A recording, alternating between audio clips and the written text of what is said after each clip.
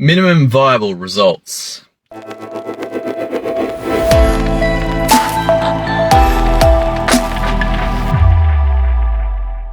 wanted to bring this idea to you that a business needs a number of results. It has to get those results in order for it to stay profitable, for it to stay functional. If it doesn't get those results, then there's problems.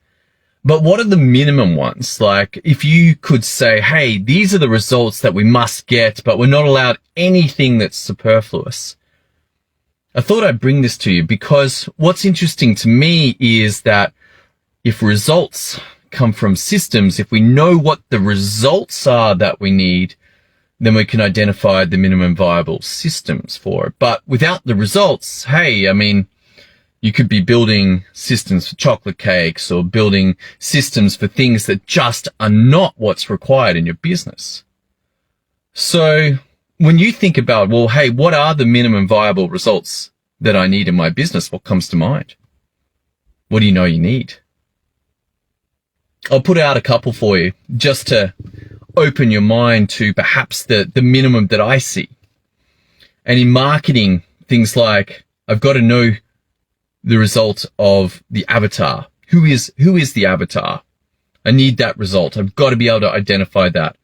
Then I've got to be able to identify what their problem is, what my offer is, what my case studies are, and what my stories are. How did I end up in this business at all?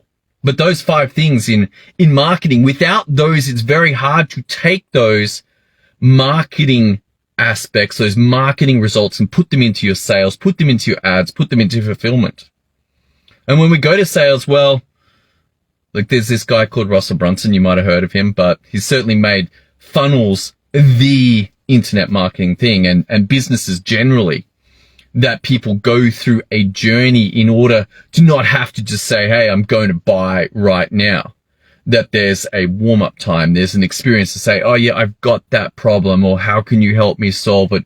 Oh, I can see that you can get me results. Oh, I'd like to work with you. That journey from the problem to the result is a critical aspect of the funnel. The funnel has to be able to do that.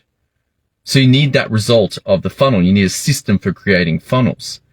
And perhaps on the edge of viable, but retargeting for the sales funnel, whether that's ads or whether that's emails or whether that's messenger, but potentially leveraging the people that do come into that funnel by having those auxiliary methods. So a result of that as well. Outside of that, you could consider a result of phone calls, getting them on an hour Zoom and talking to them. So some kind of phone system, depending on how you sell. So that could also be in a minimum viable system for you, a minimum viable result of having the ability to talk on the phone. Advertising. Okay, well, how are you going to do that? There's organic, there's referrals, there's paid. I think that's about it. There might be, your website. They're all mechanisms of advertising your business. So they need results. How do I do each of those? They obviously break down into text and image and video. But overall, they're the main ones for advertising: website, paid, content or organic, and finally referral. You could do JVs as well, but hey, if you can't get those other ones dialed in, then JVs are going to have a difficult time. They're like, have you got some data? Have you got some numbers? They're not going to be that interested if you haven't got a proven system in one of those other aspects of advertising.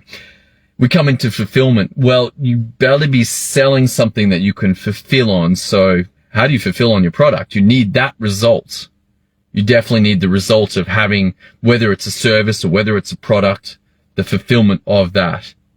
And if you'd like your customers to stay happy, then it would be worthwhile thinking about your customer experience. This is different from the product. This is how you treat your customer after they've signed up. How do you get them to continue to recognize that this is the solution that they bought into? This is the right solution buying from you, that they don't immediately go into deep levels of buyer's remorse and ask for their money back and say, oh, no, actually, no.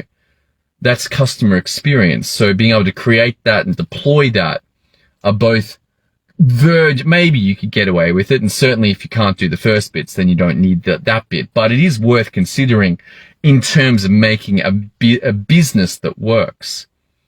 You probably need the result that your customers have some support as well. This is different from the experience. This is the support. Hey, I got a question.